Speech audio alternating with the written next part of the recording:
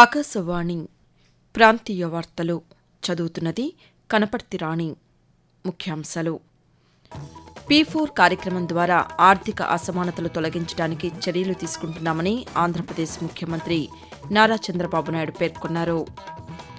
హైదరాబాద్ మెట్రోను ప్రభుత్వ నిర్వహణలోకి తీసుకునేందుకు తెలంగాణ మంత్రివర్గం ఆమోదం తెలిపింది.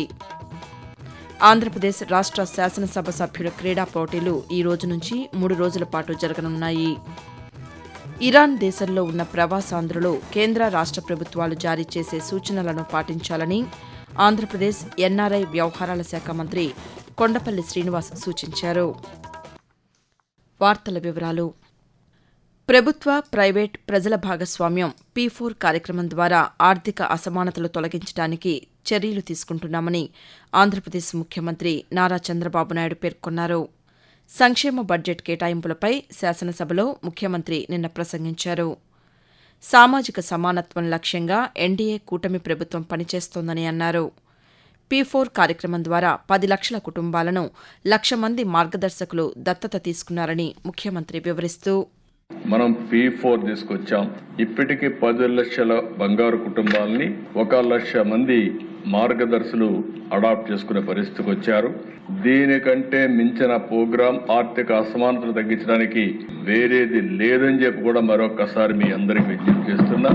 ఇది పబ్లిక్ పాలసీల వల్లనే అవుతుంది. అల్టిమేట్ గా ఈ రాష్ట్రంలో వీకర్ సెక్షన్ ఫోకస్ గా అడ్మినిస్ట్రేషన్ ఉంటుంది. ఈ ప్రభుత్వం బలహీన వర్గాల ప్రభుత్వం. ప్రభుత్వ సేవల్లో సాంకేతిక పరిజ్ఞాన వినియోగంపై ప్రజలకు అవగాహన కల్పించేందుకు ప్రత్యేక కార్యాచరణ రూపొందించాలని ఆంధ్రప్రదేశ్ ముఖ్యమంత్రి నారా చంద్రబాబు నాయుడు అధికారులను ఆదేశించారు. అమరావతి సచివాలయంలో ఆర్టీజీఎస్ నుంచి వివిధ శాఖల పనితీరుపై ముఖ్యమంత్రి నిన్న సమీక్షించారు. ఈ సందర్భంగా చంద్రబాబు నాయుడు మాట్లాడుతూ, ప్రభుత్వ సేవలను సులభతరం చేయటం, ప్రజలకు మెరుగైన సేవలు అందించడం లక్ష్యంగా ఉద్యోగుల పనితీరును నిరంతరం సమీక్షించాలని ఆదేశించారు. ఆసుపత్రుల్లో పారిశుధ్యానికి అత్యధిక ప్రాధాన్యత ఇవ్వాలని, ఎక్కడా వైద్యుల కొరత లేకుండా చర్యలు తీసుకోవాలని, ప్రాథమిక ఆరోగ్య కేంద్రాల నుంచి అన్ని స్థాయిల్లో సేవలు మెరుగుపరచాలని ముఖ్యమంత్రి సూచించారు. హైదరాబాద్ మెట్రోను ప్రభుత్వ నిర్వహణలోకి తీసుకునేందుకు తెలంగాణ మంత్రివర్గం ఆమోదం తెలిపింది. హైదరాబాద్లోని రాష్ట్ర సచివాలయంలో ముఖ్యమంత్రి రేవంత్ రెడ్డి అధ్యక్షతన మంత్రివర్గం నిన్న సమావేశమైంది. కేబినెట్ సమావేశ వివరాలను మంత్రులు వాకిటి శ్రీహరి, అడ్లూరి లక్ష్మణ్ కుమార్లతో కలిసి మంత్రి పొంగులేటి శ్రీనివాసరెడ్డి పాతికేయులకు వెల్లడించారు. మార్చి 16 నుంచి శాసనసభ సమావేశాలు ప్రారంభమవుతాయని అన్నారు. 16వ తేదీన ఉభయ సభలను ఉద్దేశించి గవర్నర్ ప్రసంగిస్తారని, 20న రాష్ట్ర బడ్జెట్ను ప్రవేశపెడతారని మంత్రి వివరించారు.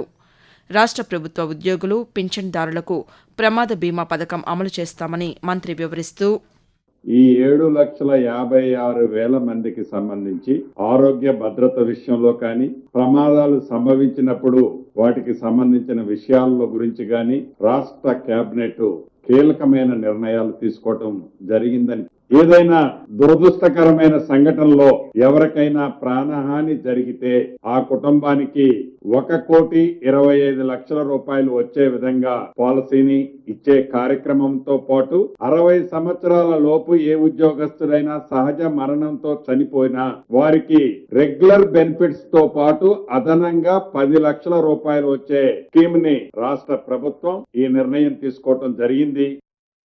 ఆంధ్రప్రదేశ్లోని రాజమహేంద్రవరంలో కల్తీ పాల వల్ల అనారోగ్యం కారణంగా మూత్రపిండాల వైఫల్యంతో ఆసుపత్రుల్లో చికిత్స పొందుతున్న బాధితుల వైద్య ఖర్చులను ప్రభుత్వమే భరిస్తుందని ఆరోగ్యశాఖ కమిషనర్ జి వీరపాండ్యన్ స్పష్టం చేశారు. తూర్పుగోదావరి జిల్లా రాజమహేంద్రవరంలోని వివిధ ఆసుపత్రుల్లో చికిత్స పొందుతున్న బాధితులను ఆయన నిన్న పరామర్శించారు. అనంతరం వీరపాండ్యన్ పాతికేయులతో మాట్లాడుతూ, పరిస్థితిని ప్రభుత్వం పూర్తిగా పర్యవేక్షిస్తున్నట్లు తెలిపారు. ప్రత్యేక వైద్య బృందాలను నియమించి బాధితులకు అత్యుత్తమ వైద్య సేవలు అందిస్తున్నామని ఆయన తెలియజేస్తూ, 14 టీంలు వేసుకొని 60 మంది ఏఎన్ఎంస్, డాక్టర్స్ వీళ్ళందరూ కలుపుకొని ల్యాబ్ టెక్నీషియన్ అని పెట్టుకుని శాంపుల్ కలెక్ట్ చేస్తున్నాము. సో ఈ 14 టీం వచ్చేసి ప్రతి ఒక్క ఇంటింటికి వెళ్ళి శాంపుల్ కలెక్ట్ చేసుకుంటున్నారు. ఒక ఎక్స్పర్ట్ టీం కూడా వైజాగ్ నుంచి వస్తున్నారు.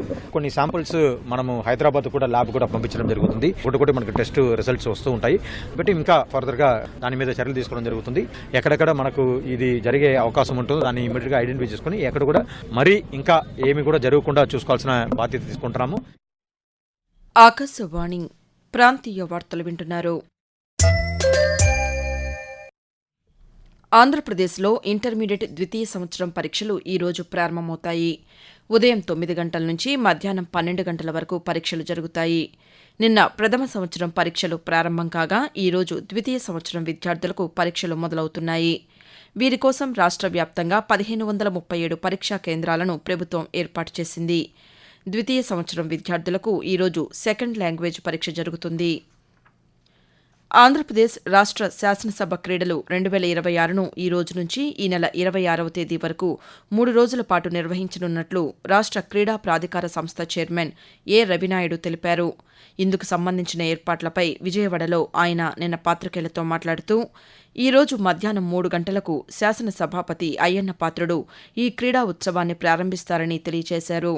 క్రికెట్, కబడ్డీ, వాలీబాల్ సహా మొత్తం 14 క్రీడాంశాల్లో పోటీలు నిర్వహించనున్నామని ఆయన వివరిస్తూ 24, 25, 26 తారీఖుల 3 రోజులు మున్సిపల్ గ్రౌండ్ లో అదేవిధంగా దండమూడి స్టేడియంలో దాదాపు 14 డిసిప్లిన్స్ టక్ ఆఫ్ వార్ కావచ్చు, అథ్లెటిక్స్ కావచ్చు, వాలీబాల్ కావచ్చు, త్రోబాల్ కావచ్చు, tennikoit, kabaddi, cricket, shuttle badminton కావచ్చు, పికిల్ బాల్ కావచ్చు, musical chair, tennis, table tennis, chess, carroms. Highest 156 శాసన సభ్యులు, శాసన మండలి సభ్యులు పార్టిసిపేషన్ చేస్తామని చెప్పి ఎంట్రీ అవ్వడం జరిగింది.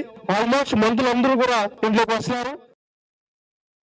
రైతులకు, వ్యాపారులకు, పరిశ్రమలకు బ్యాంకులు సకాలంలో రుణాలు అందించి ఆర్థిక చేయూతనివ్వాలని కేంద్ర పౌర విమానయాన శాఖ మంత్రి కింజరపు రామ్మోహన్ నాయుడు సూచించారు. ఆంధ్రప్రదేశ్లోని శ్రీకాకుళం జిల్లా నిమ్మాడలో ఎస్బీఐ బ్యాంక్ నూతన శాఖను ఆయన నిన్న ప్రారంభించారు. ఈ సందర్భంగా మొదటి లావాదేవీని జరిపిన స్థానికులకు సంబంధిత పత్రాలను అందించారు. అనంతరం కేంద్ర మంత్రి మాట్లాడుతూ బ్యాంకు ఏర్పాటు స్థానిక రైతులకు, పరిశ్రమలకు ఉపయుక్తంగా ఉంటుందని, స్థానిక వ్యాపారాలు మరింత వృద్ధి చెందుతాయని తెలిపారు. రైతులకు లబ్ధి చేకూర్చే పథకాలపై స్థానికంగా విస్తృత ప్రచారం కల్పించాలని బ్యాంకు అధికారులను కోరారు. ఇరాన్ దేశంలో ఉన్న ప్రవాసాంధ్రులు ఎప్పటికప్పుడు కేంద్ర రాష్ట్ర ప్రభుత్వాలు జారీ చేసే సూచనలను పాటించాలని ఎన్ఆర్ఐ వ్యవహారాల శాఖ మంత్రి కొండపల్లి శ్రీనివాస్ సూచించారు. అందుబాటులో ఉన్న ప్రయాణ మార్గాల ద్వారా వీలైనంత త్వరగా ఇరాన్ నుంచి స్వస్థలాలకు చేరుకోవాలని తెలుపుతూ ఈ మేరకు ఒక ప్రకటన విడుదల చేశారు. పాస్పోర్టులు, ఐడీ కార్డులు వంటి ఇతర పత్రాలను సిద్ధంగా ఉంచుకోవాలని సూచించారు. ఇరాన్లోని భారత రాయబారి కార్యాలయంతో Andhra Pradesh non resident Telugu society ఏపీఎన్ఆర్టీతో సంప్రదింపులు చేయాలని అన్నారు. సహాయం కోసం ఏపీఎన్ఆర్టీ కేంద్రం నెంబర్ 8500027678ని సంప్రదించాలని సూచించారు. వాతావరణం.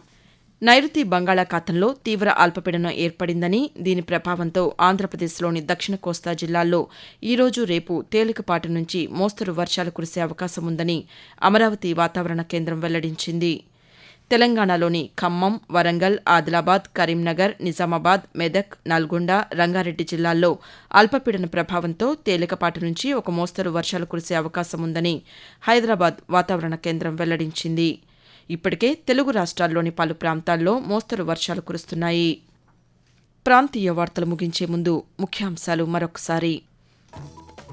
P4 కార్యక్రమం ద్వారా ఆర్థిక అసమానతలు తొలగించడానికి చర్యలు తీసుకుంటున్నామని ఆంధ్రప్రదేశ్ ముఖ్యమంత్రి నారా చంద్రబాబు నాయుడు పేర్కొన్నారు. హైదరాబాద్ మెట్రోను ప్రభుత్వ నిర్వహణలోకి తీసుకునేందుకు తెలంగాణ మంత్రివర్గం ఆమోదం తెలిపింది. ఆంధ్రప్రదేశ్ రాష్ట్ర శాసనసభ సభ్యుల క్రీడా పోటీలు ఈ రోజు నుంచి 3 రోజుల పాటు జరగనున్నాయి. ఇరాన్ దేశంలో ఉన్న ప్రవాసాంధ్రులు కేంద్ర, రాష్ట్ర ప్రభుత్వాలు జారీ చేసే సూచనలను పాటించాలని ఆంధ్రప్రదేశ్ ఎన్ఆర్ఐ వ్యవహారాల శాఖ మంత్రి కొండపల్లి శ్రీనివాస్ సూచించారు. ఆకాశవాణి ప్రాంతీయ వార్తలు ఇంతటితో సమాప్తం.